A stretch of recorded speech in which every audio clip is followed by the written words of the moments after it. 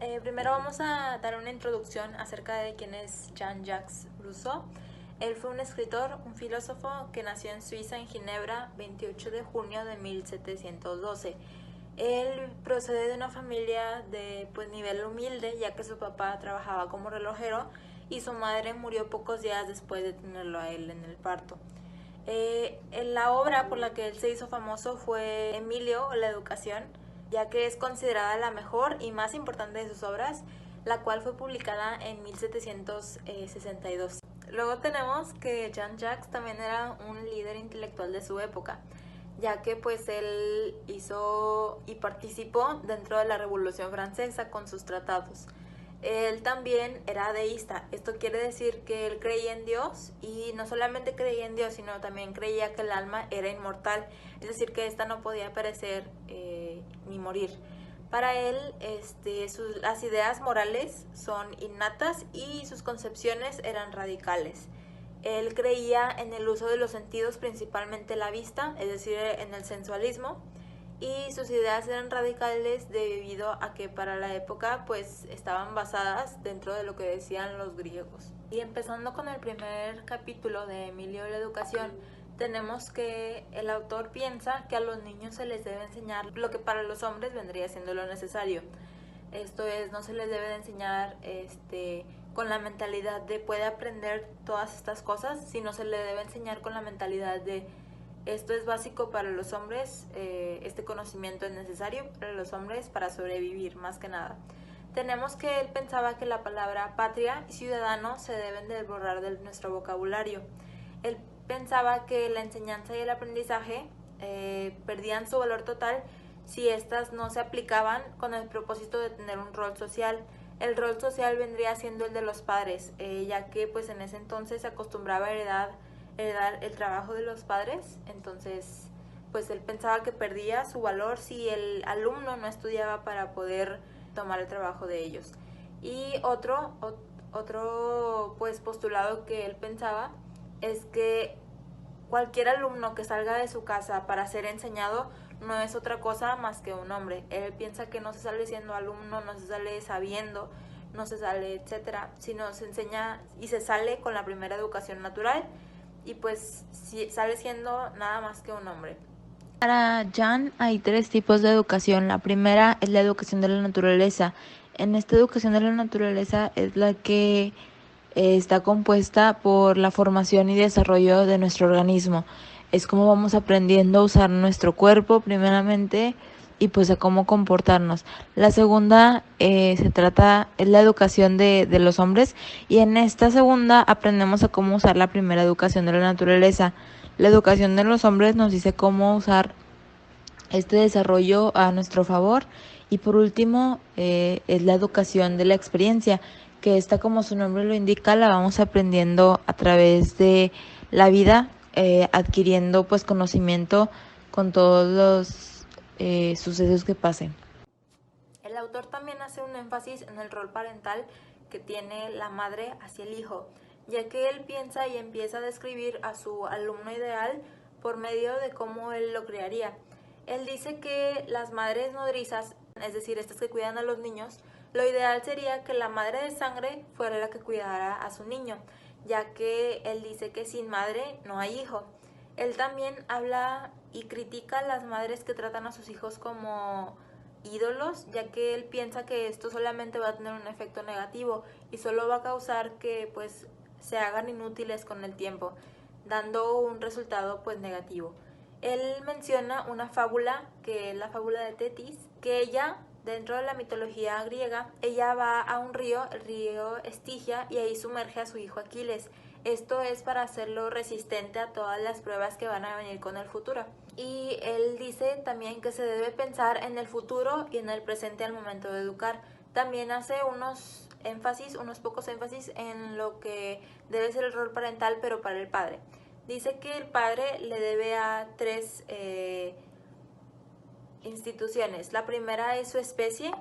El padre le debe a su especie hombres. El padre le debe a la sociedad los hombres sociales, y le debe al Estado sus ciudadanos.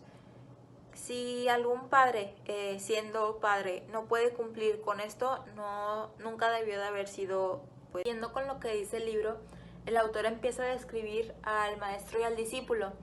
Él los ve de una manera que se opone, ya que él piensa que tanto el discípulo como el maestro intentan deshacerse mutuamente el uno del otro. Y no solo esto, sino que también yendo un poco más adelante empieza a meter la medicina en los ámbitos en los que él vería como ideales dentro de la crianza de su hijo Emilio. Él menciona ciertos aspectos dentro de pues este ámbito de esta crianza, y el primero es que busca el alumno ideal y lo define como un alumno robusto. Tiene que ser alimentado por su madre de sangre, y este alimento que tanto él menciona debe ser su leche materna. Esta madre tiene que cumplir con ciertos requisitos. La madre tiene que estar igual, sana y robusta. La madre deberá llevar una dieta específica para su nutrición ideal, y cuando el niño nazca no se le lave con agua y vino, sino solamente con agua, ya que antes se acostumbraba a lavar a los niños con agua y vino, y tampoco considera necesario que al momento de nacer calienten un poco el agua, sino que él piensa que fría está bien. Dice que no se le debe poner ropa que vaya a limitar el movimiento de sus extremidades de niño, y que se le debe colocar en un lugar amplio. Bueno, yo les voy a hablar sobre el segundo libro. También es conocido como el segundo escalón de la vida, o donde terminamos de ser niños. Bueno, primeramente se mencionaba que pues todos sabemos que cuando somos niños todos lloramos cuando no podemos hablar, pues para pedir algo o algo que no podemos tener, pues lloramos, ¿verdad? Para obtenerlo. Y conforme vamos creciendo, siendo niños, pues ya aprendemos a hablar, ya sabemos pedir las cosas, y pues ya como que se va sustituyendo un idioma a otro, es decir, ya no lloramos y ahora ya pedimos las cosas hablando. Pero de lo que se va a tratar pues este tema es de que ¿qué pasa si aún cuando ya eres niño y pues ya padeces de tus palabras, pues sigues llorando? Entonces pues se mencionaba que esto es a causa pues de las personas que los rodean o las personas que tienen a su lado. Y también un dato importante que mencionaba la lectura era de que lejos de poner esmero en precaver que el niño se haga mal, sentiría mucho que no se lo hiciera nunca y creciera en experimentar el dolor. Es decir, pues que tenemos que dejar a los niños a que experimenten, y pues porque también tienen que sentir el dolor, porque en caso de que no dejemos que el niño experimente y no sienta y no va a saber después cómo controlar pues sus emociones, o no va a poder solucionar la situación en la que se encuentre. Bueno, seguimos con el siguiente subtema, que habla sobre el bien y el mal. Ok, pues estos dos conceptos son muy comunes en todos nosotros, en todas las personas, pero lo que los hace diferentes es de que algunas personas son más felices y pues otras no. O muchas personas hacen bien, otras hacen mal, y esa es la gran diferencia, o sea, las medidas en cada uno de nosotros. Y otro punto importante que se mencionaba era de que pues las personas que pecan más, por así decirlo, son las menos felices, y las personas que tienen menos pecados pues son las más felices. Y esto nos lleva, las personas que no padecen pecados pues van a tener más alegrías, y las que sí los padecen pues van a tener más pesares. Bueno, ahora les voy a hablar sobre la felicidad, pero antes que eso quiero comentarles un poco sobre el concepto de deseo, que era algo que se mencionaba mucho en este tema. Y pues bueno, decía que el deseo viene de la mano, viene acompañado de la palabra dolor. Pero pues ustedes se preguntarán por qué el dolor, ¿verdad? Y pues bueno, la explicación es porque cuando una persona pues quiere o desea algo o anhela algo, pero no lo puede obtener o no lo obtiene, pues aquí es donde entra el dolor. Y luego, después del deseo y el dolor, pues sigue la privación a nuestros sentimientos, y es donde las privaciones de nosotros mismos se vuelven pues un poco penosas. Y por lo contrario a esto, pues ahora sí entra la felicidad, es donde las personas pues están como al nivel o no tienen ningún deseo o ya cumplieron todos sus deseos, pues es una persona muy feliz. Ahora les hablaré sobre un tema que es una pregunta y es ¿en qué consiste la sabiduría humana o la senda de la verdadera felicidad? Y pues bueno, como lo vimos antes y hablamos de los deseos y la felicidad, esto no quiere decir que solo los deseos pues nos van a hacer felices a todas las personas. ¿Por qué? Porque pues entonces parte de todas nuestras facultades pues van a quedar inertes y entonces no podríamos gozar todo nuestro ser y pues en realidad no seríamos completamente felices. Ahora les hablaré sobre la imaginación y pues bueno, la imaginación despierta cuando todas nuestras facultades virtuales se ponen en acción y luego pues nos ponemos a pensar, imaginar. Y la imaginación es la que nos ayuda como a medir, por así decirlo, lo que está bien o lo que está mal, o lo que es posible o imposible. Por ejemplo, cuando nos ponemos a pensar y nos ponemos a imaginar cosas, pues por lógica sabemos y la imaginación nos ayuda pues a saber que esas cosas están bien o que esas cosas están mal, o que esas cosas sí las podemos hacer o que otras cosas no podemos realizar. Y también excita pues nuestros deseos de Paulo y esto lo hace para contentarlos. Ahora pasamos a lo que viene siendo la debilidad. Bueno, la debilidad indica una condición o una cualidad hacia el objeto o persona que estás aplicándola. Por ejemplo, podemos decir que un gusano es un ser fuerte y de lo contrario un león o un elefante, un dios, puede ser un ser débil. Y ahora aplicándolo pues a las personas, tenemos al hombre y al niño y pues tal vez muchos dirán de que el hombre es más fuerte que el niño porque está chiquito, pero en realidad pues eso no es lo correcto. ¿Por qué? Pues como nos mencionaba en la lectura, aunque el hombre pues tenga más fuerzas, esté más grande que el niño, eso no significa que el niño sea más débil que él. Solamente que el hombre pues tiene como más voluntad y el niño pues más voluntariedades. Y aquí pusimos una frase de Rousseau que dice: no os figuréis que explayando vuestras facultades se dilatan vuestras fuerzas. Por el contrario, disminuyen si vuestra soberbia se extiende más que ellas. Ahora voy a pasar a la voluntariedad. Ok, como antes lo mencioné, pues dije que el niño tenía más voluntariedades y las personas voluntad. Pero, ¿qué significa la palabra voluntariedad? El autor mencionaba que la voluntariedad para él eran todos aquellos deseos que no son verdaderamente necesidades y que solo pueden satisfacerse con auxilio ajeno. ¿Qué quiere decir esto? Pongamos un ejemplo. Cuando un niño pide algo de buena manera, pues ahí tú sí le tienes que hacer caso y pues le tienes que dar lo que te está pidiendo porque lo está pidiendo con palabras. Pero cuando el niño pues es muy terco, muy chiflado, pues va a apoyar su deseo con llanto, es decir, no lo va a pedir solamente con palabras, sino va a empezar a llorar. Y esto se lo tienes que negar rápidamente, porque si no, el niño después va a creer pues que somos más débiles a él, o pues se va a sentir como superior a nuestra voluntad. Y pues ahí se va a perder el respeto o va a volver al niño un poco más terco. Y pues también otro dato importante que venía en la lectura era de que tenemos que enseñar a los niños pues fórmulas de cortesía para pedir las cosas, o como bien las conocemos, palabras mágicas, como por ejemplo pedir las cosas por favor o decir gracias. Y pues todo esto después le va a ayudar a él pues en el futuro con todas las personas que lo van a rodear, y así pues va a conseguir constantemente pues sus deseos o todo lo que le acomode. Ahora les hablaré sobre la razón.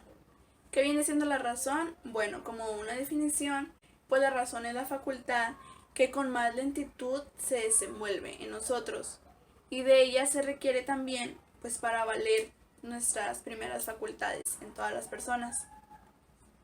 Se mencionaba también que la obra maestra en la educación pues es la razón, es decir, fomentar a hombres racionales.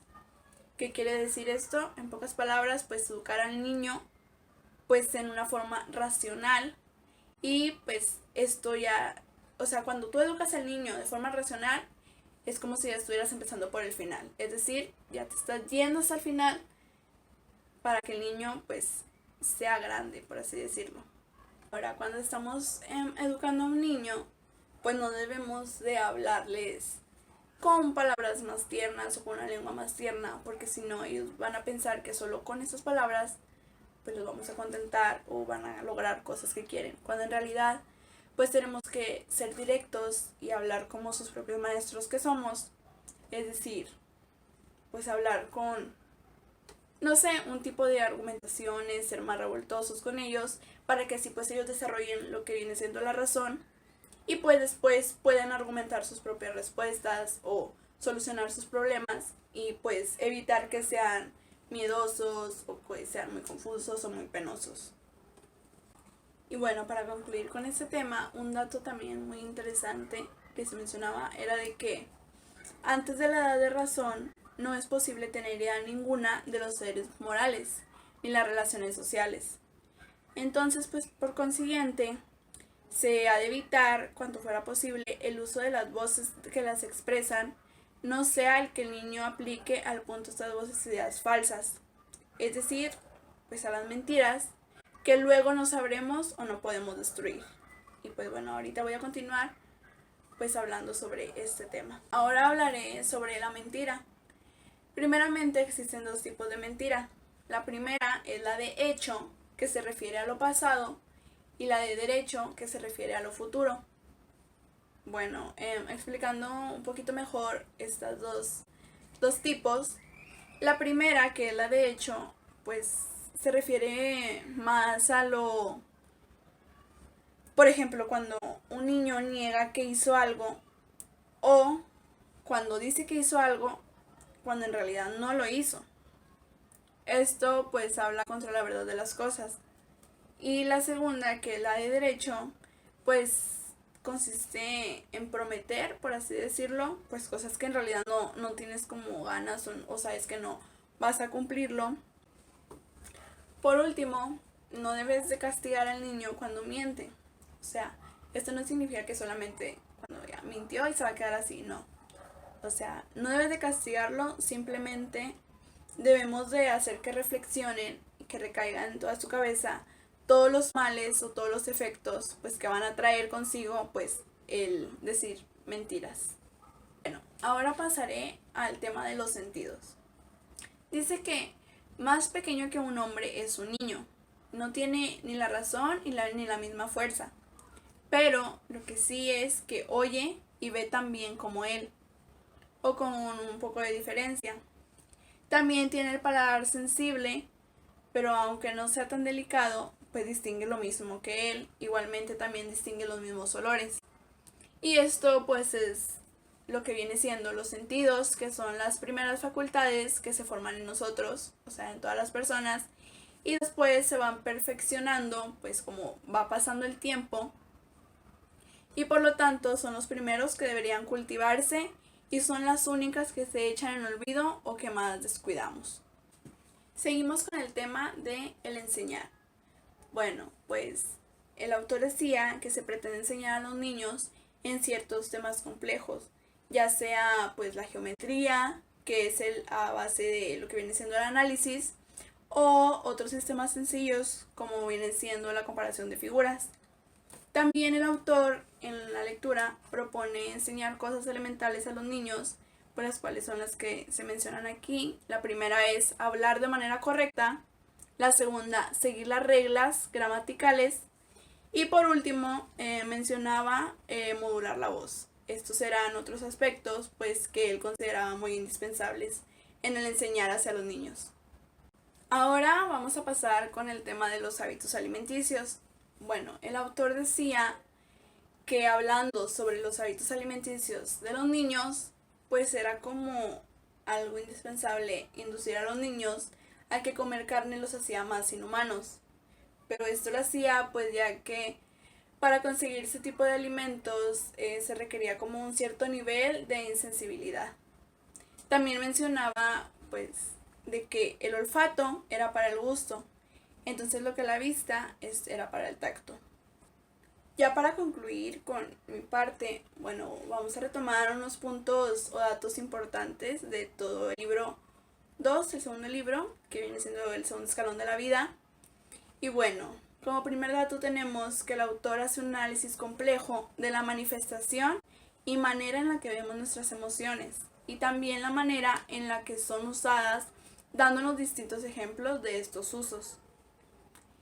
En segundo lugar tenemos que hace mención de un sexto sentido, y él lo llama el sentido común.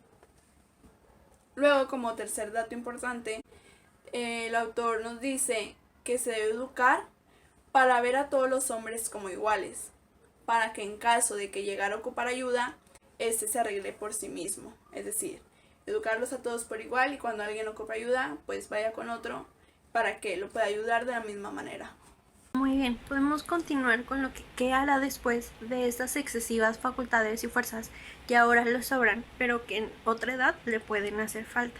Es necesario procurar utilizarlas en tareas que se puedan aprovechar en todo lo que sea necesario, ya que llegará el tiempo de trabajar, de instruirse, de estudiar, y también se debe marcar que arbitrariamente no hago esta elección, sino que la misma naturaleza nos lo indica.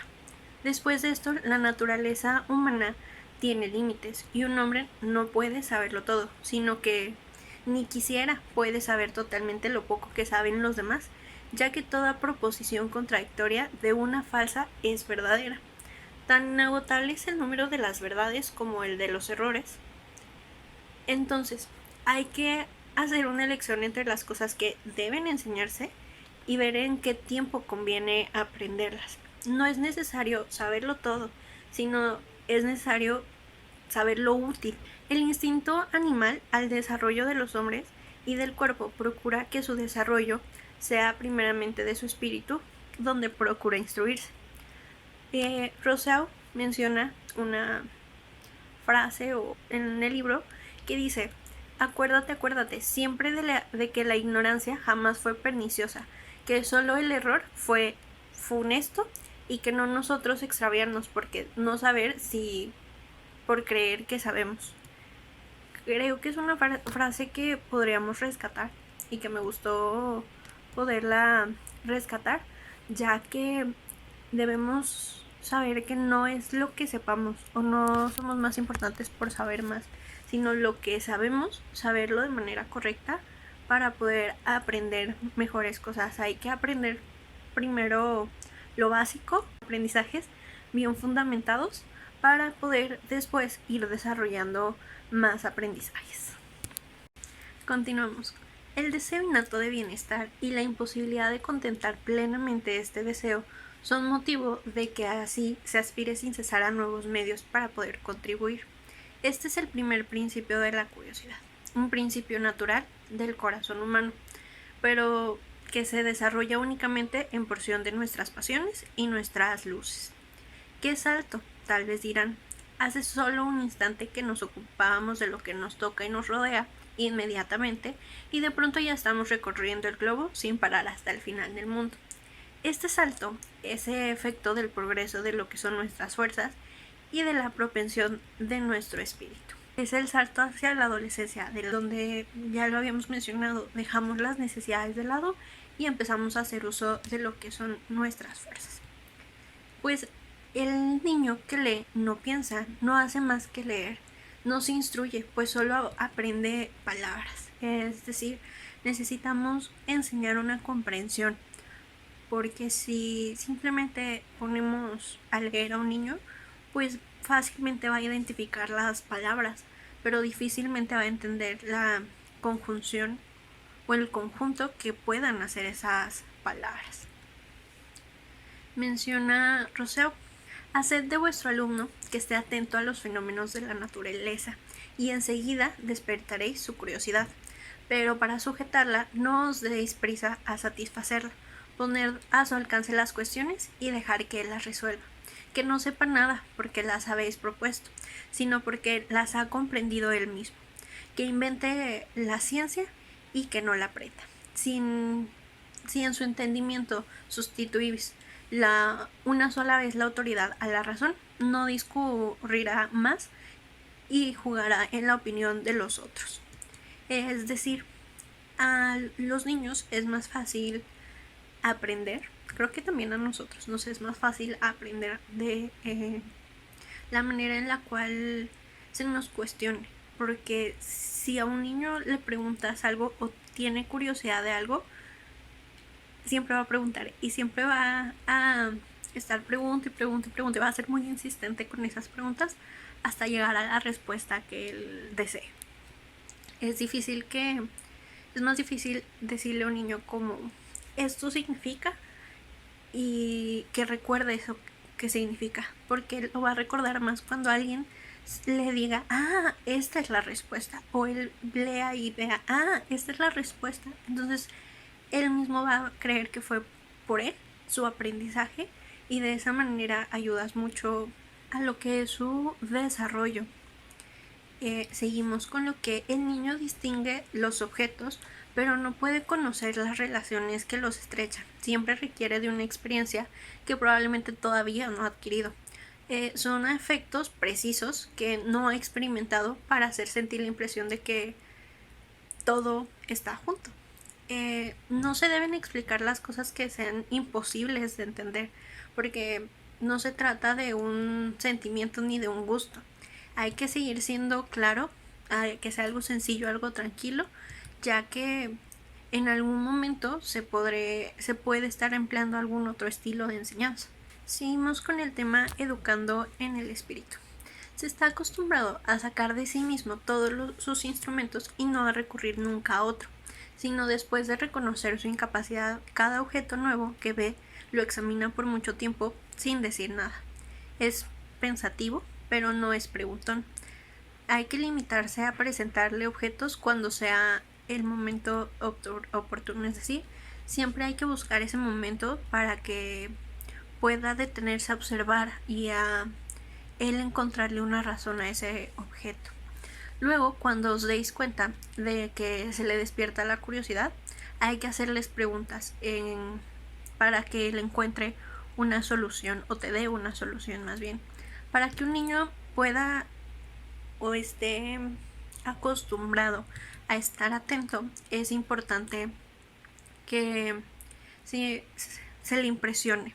Es ser preciso, aunque a veces sea inquieto, pues hay que ser muy pacientes. Por regla general, nunca se debe sustituir el objeto con signos, a no ser de que esto sea imposible experimentar con las cosas reales, pues el signo absorbe la atención del niño y hace que olvide el objeto representado.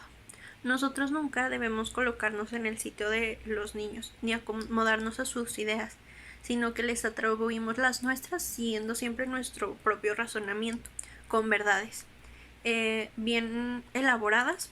Solo amontonamos a su cabeza extravagancias y errores, pues no está bien, porque necesitamos saber qué es lo correcto para que se le pueda enseñar a un niño lo correcto y no ande vagando en lo incorrecto. Siempre hay que acordarnos de que el espíritu es un sistema, no es enseñar muchas cosas al niño, sino permitir que todas se metan a su cerebro y todas las ideas sean justas y sean claras. Y aunque no sepa nada, eso es lo que nos importa, contarle que no engañe o no tenga ideas erróneas. Durante lo que es la primera edad, el tiempo es largo y a veces uno se puede preocupar por perderlo o emplearlo mal, pero ahora todo es al revés. No tenemos tiempo suficiente para hacer lo que a nosotros ahora nos resulta útil. No cabe duda de que se adquieren nociones más claras y seguras de las cosas que aprende por uno mismo que las que se enseñan de otro.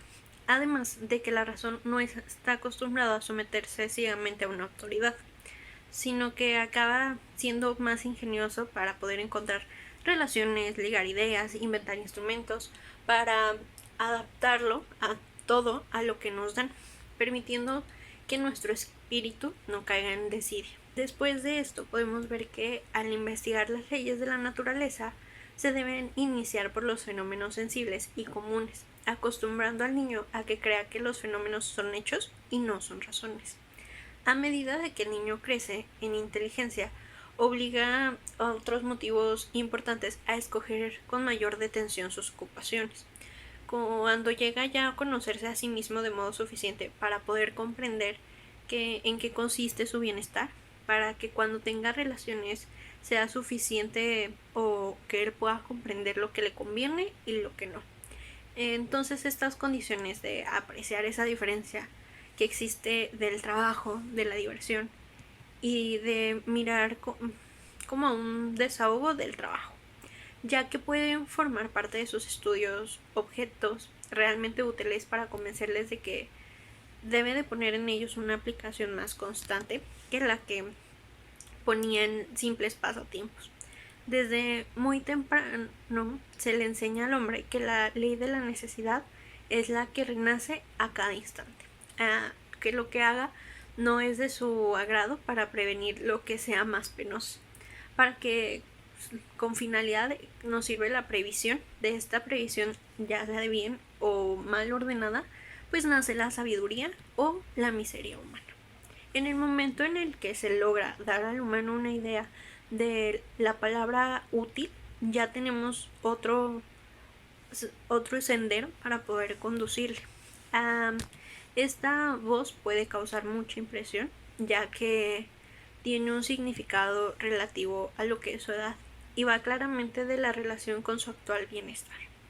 En lugar de proponer lo que debe aprender, o se necesita que él lo desee, que él lo indague, que él lo encuentre, pero dándole apoyo, brindándole las herramientas que pueda tener a su alcance, que lo que aprenda le sea útil para otra etapa. Enseñarle cosas inútiles que no va a volver a hacer, pues no es importante, ya que no puede que aprenda más lo que no necesite que lo que realmente llegue a necesitar. También es importante que con los niños no existan comparaciones, ni se generen contrincantes, ya sea en algún juego o en algún concurso, ni tampoco exista una rivalidad de quién es mejor y quién es peor. Que no es bueno no decir ni quién es mejor, ni considerarlo realmente. Rousseau menciona que prefiere que nunca aprenda si aprende de celos y de vanidad. Creo que es algo muy importante, porque si aprende con falta de estos, pues podría decirse valores también, con celos, con vanidad, ¿de qué sirve que aprenda si probablemente toda su vida va a tratarse de imponerse y creer que es mejor que los demás, aunque realmente sus celos y su vanidad puede que también lo detengan y hagan que no sea tan bueno? El niño o el adolescente, en cuanto vea cualquier cosa o en cuanto haga algo, va a querer conocerlo y saber la razón de esa cosa. Un instrumento siempre va a querer ser probablemente el primero y no admitirá nada por su posición y se negaría a aprender lo que requiere de un conocimiento que él no tuviese. La sociedad de las artes consiste en cambios de industria, la del comercio en cambios de cosas, la de los bancos en cambios de signo y dinero, y todas estas ideas, lo mismo que en las nociones elementales de ellas, son cosas que ya tenemos, adquiridas. Pero no puede existir ninguna sociedad sin cambio, sin que la existencia de una medida común pueda existir ningún cambio y ni sin igualdad ninguna medida en común. De modo a que la ley primera de toda sociedad es la igualdad de convención, sea entre los hombres o sea en las cosas. El que observa bien el orden del conjunto se da cuenta del sitio que debe ocupar cada una de las partes.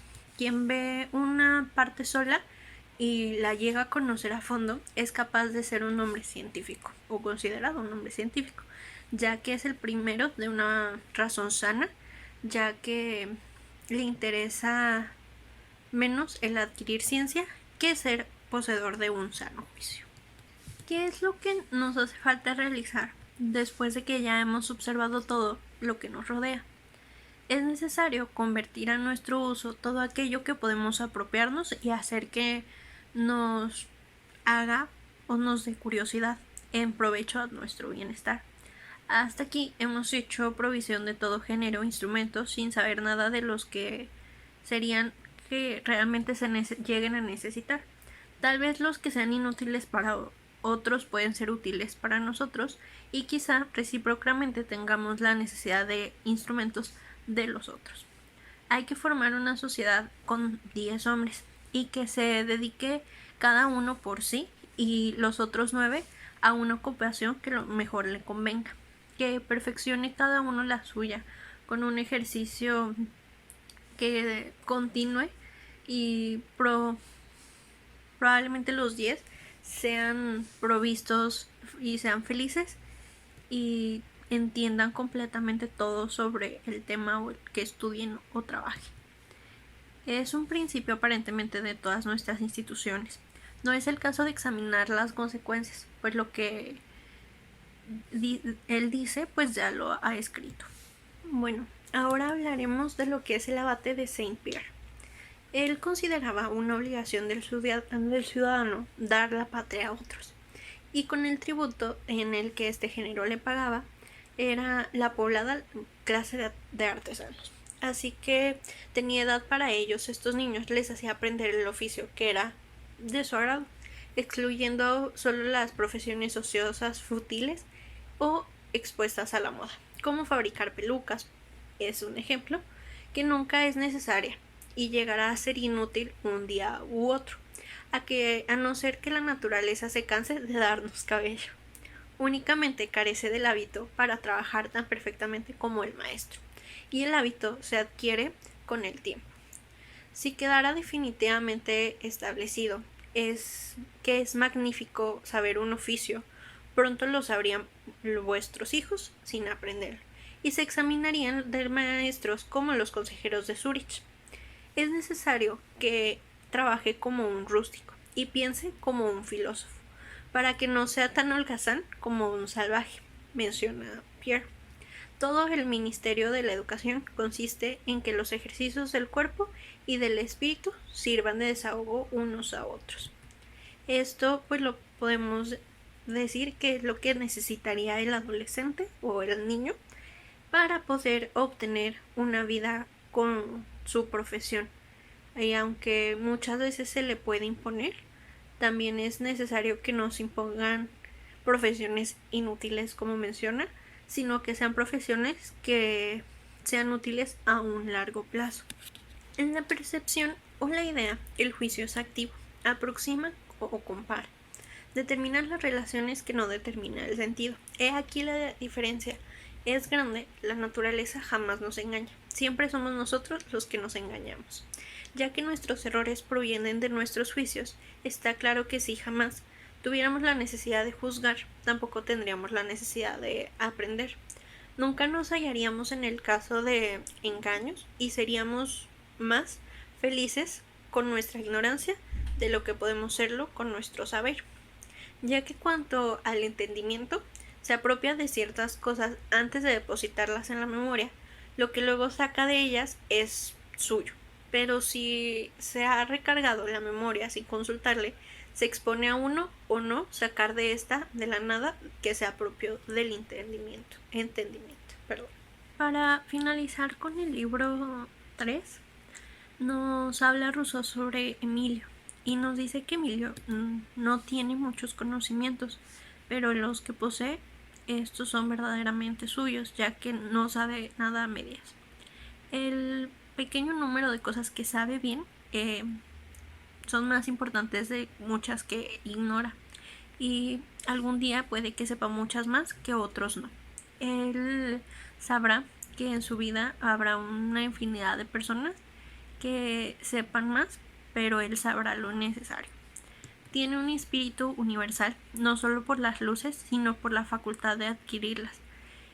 Rousseau menciona que a él le basta que Emilio sepa encontrar el para qué sirven y en cuanto lo haga, y el por qué en todo cuanto crea, porque repite, su objetivo es darles no es darle la ciencia, sino enseñarle a cómo adquirirla en el momento en el que la necesite.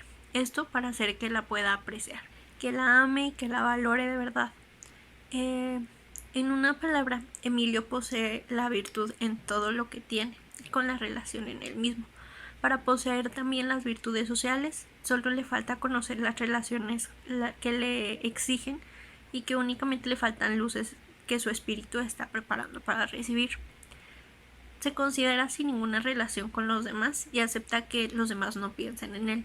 No solo exige nada de nadie, sino que también está convencido que a nadie le debe nada.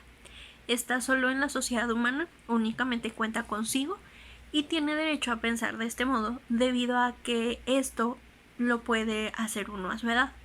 Carece de errores, solo comete aquellos que para nosotros pueden ser inevitables, no tiene vicios, al menos los que un mortal no puede evitar, y no tiene el cuerpo sano, y tiene más bien, disculpen, el cuerpo sano. Lo que es su ánimo es justo, es despreocupado, su corazón es libre y es exento de pasiones. El amor propio, que es más que el natural, la primera de todas, apenas ha empezado a despertar. Eso sin perturbar el sosiego de alguien. Él es libre, es feliz y hasta donde se le permite la naturaleza. Mi nombre es Luisa Violeta y les voy a hablar sobre el libro 4. Rousseau propone que el ser humano nace dos veces, una simplemente para vivir y la segunda para tener sexo. En la primera se nos dice que simplemente la existencia es generalizada, es decir, que los niños y niñas no se diferencian, viven igual unos que otros. Sin embargo, al llegar a la edad núbil, es decir, la edad en la que la gente normalmente se casa, es en este momento en el que las personas empiezan a notarse unas a otras de diferente manera, es decir, de manera atractiva o de manera sexual. Rousseau describe la adolescencia como ese limbo entre la niñez y la adultez, y si bien lo platica de un modo hermoso, donde nos describe cómo el adolescente comienza a tomar conciencia sobre su cuerpo y sus sentimientos, también se da cuenta que no es ni un niño ni un hombre, y esto puede llegar a ser confuso. Es precisamente en esta etapa de la vida donde se considera que los adolescentes son indisciplinables, y esto es debido a que se despiertan todas las pasiones que hay en ellos, y es por eso que no se deben de frenar. Dice el autor que frenar estas pasiones es ir contra la naturaleza de Dios. Por el contrario, estas pasiones se deben de enfocar hacia el aprendizaje. Los seres humanos nos sentimos atraídos los unos a los otros. Las elecciones que tomamos y nuestras preferencias están construidas por nuestras costumbres. Todo esto es lo que nos prepara para el amor. Y para que nosotros podamos amar a alguien, emitimos un juicio de esa persona. Este juicio muchas veces no nos damos cuenta, pues es automático. Sin embargo, esto no lo hace menos real.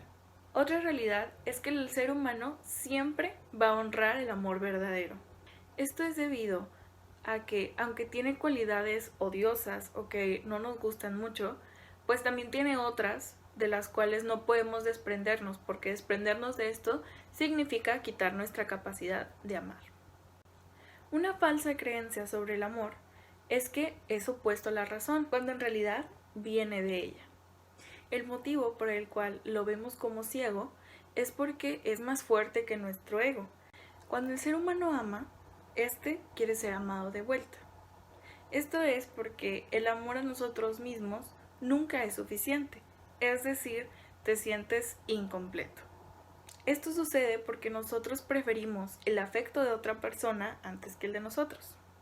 Y ese afecto implica que nosotros querramos que esa persona nos prefiera antes que todas las demás personas, y muchas veces eso no es posible. De esta decepción salen todos los sentimientos y las afecciones malas, como lo es el rencor. Podemos decir que lo que hace al hombre esencialmente bueno es no compararse con los demás y tener pocas necesidades. Y por el contrario, lo que hace a un hombre esencialmente malo es tener muchas necesidades y adherirse mucho a la opinión. El autor explica que es mejor prolongar la adolescencia lo más posible. Esto es debido a que lo que se enseña en la infancia se puede corregir en la adolescencia, pero cuando estás tratando de guiar a un joven hacia la adultez, el tiempo es muy limitado. Es por esto que debemos de intentar prolongarla lo más posible, de modo que los jóvenes tengan un desarrollo seguro y paulatino. Dentro de esta idea, se implica que los adolescentes no deben de ser expuestos a espectáculos muy impresionantes, pues conforme el tiempo pasa, su capacidad de asombro se vuelve insaciable. Parte de esta formación implica no darles a conocer el concepto de Dios hasta que tengan la edad adecuada. Esto es debido a que la dimensión de sus límites es muy diferente a la que tiene una persona adulta. Muestra de ello es que si nosotros presentamos el concepto de Dios Todopoderoso a un niño, lo podría comparar con su padre, porque para ellos así se ve su padre. Es por esto que el autor nos expone que la mejor edad para introducir este concepto sería a los 18 años. Parte de cuidar el desarrollo paulatino de los niños y adolescentes es saber cómo contestar dudas. Para comprender mejor esto, el autor nos describe que a los niños no se les ocurre curiosidad sin haber dado motivo de ella. Es por esto que la mejor manera de contestar es cuidando nuestras palabras para que estas ideas no vengan a ellos. Esto se logra dejando afuera todas las cuestiones que no estamos forzados a responder o que ellos no están preguntando. Es mejor que nosotros guardemos silencio antes de decirles una mentira, porque cuando estos descubren que es una mentira, habremos perdido la confianza. Así que lo más recomendable para responder las preguntas de los niños es que se haga con la mayor sencillez, sin miedo, sin titubear y sin una sonrisa, porque es mucho menos peligroso satisfacer la curiosidad de un niño que incitarlos a que sigan buscando esa respuesta. Por ello, es necesario que nuestras respuestas sean cortas, resolutivas y que no parezca que traigan duda. Y no se debe añadir que sean verdaderas, porque estamos implicando que podrían ser una mentira. Aunado a todo esto, es mejor que nosotros informemos a los niños las cosas que no les podamos ocultar. Es decir, que si hay algo que no le puedas ocultar hasta los 16, es mejor que se las digas a los 10 años, según el autor. Ahora hablemos de las primeras afecciones que tienen los niños hacia otras personas.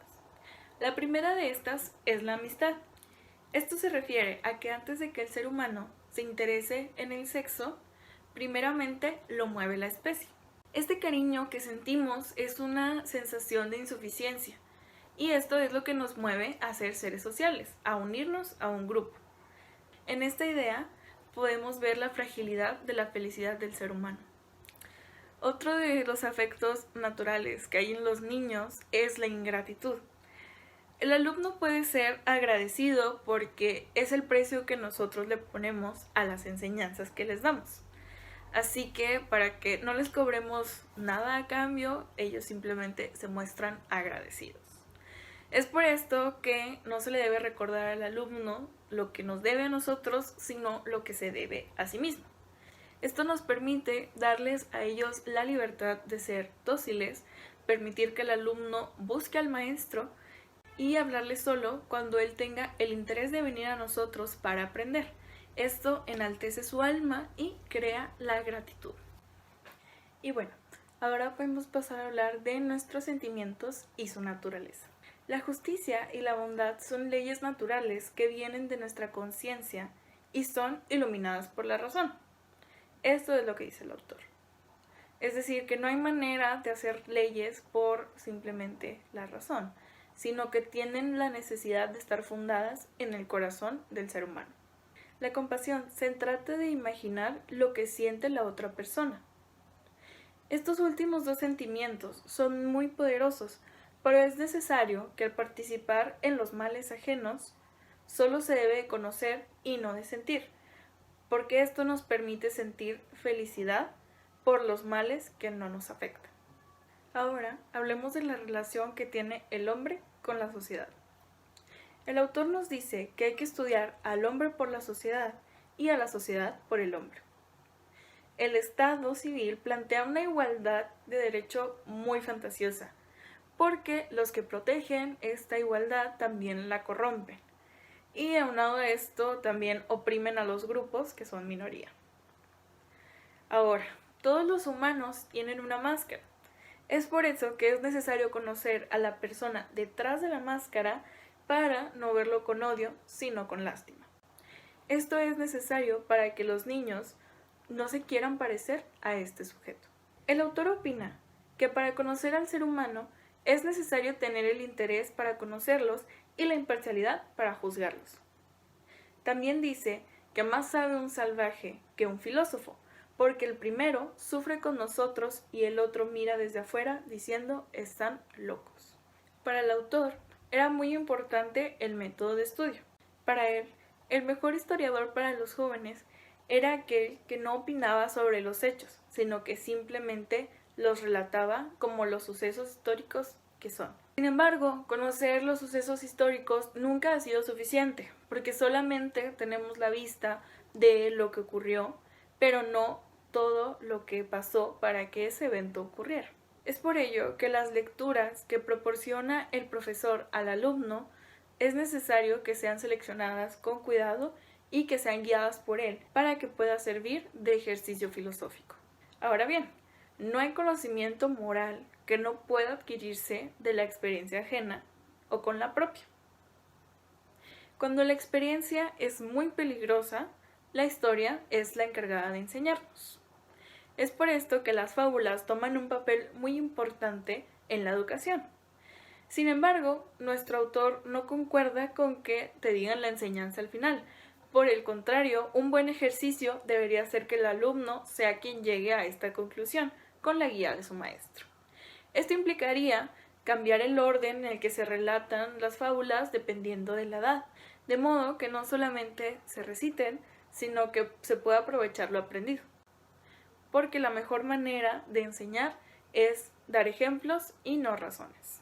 El amor propio puede llegar a ser peligroso para la educación de un niño, porque este hace que el alumno se enaltezca a sí mismo y que comience a ver a los demás como inferiores. La educación tiene un papel importantísimo en el espíritu pacífico del alumno, ya que el conocimiento y el amor propio no permiten que se busque la satisfacción en la dominación del otro, ya que esto tiene que ver con la vanidad. Es decir, que cuando nosotros tenemos un alumno con una buena autoestima, no va a buscar dañar a los demás para satisfacerse a sí mismo. Para que el amor propio se vuelva una virtud, debemos de extenderla, porque cuando toda la sociedad tiene piedad, esta no genera flaqueza. Ahora, cuando se llega a la adultez, las ideas abstractas son la nueva consigna a resolver.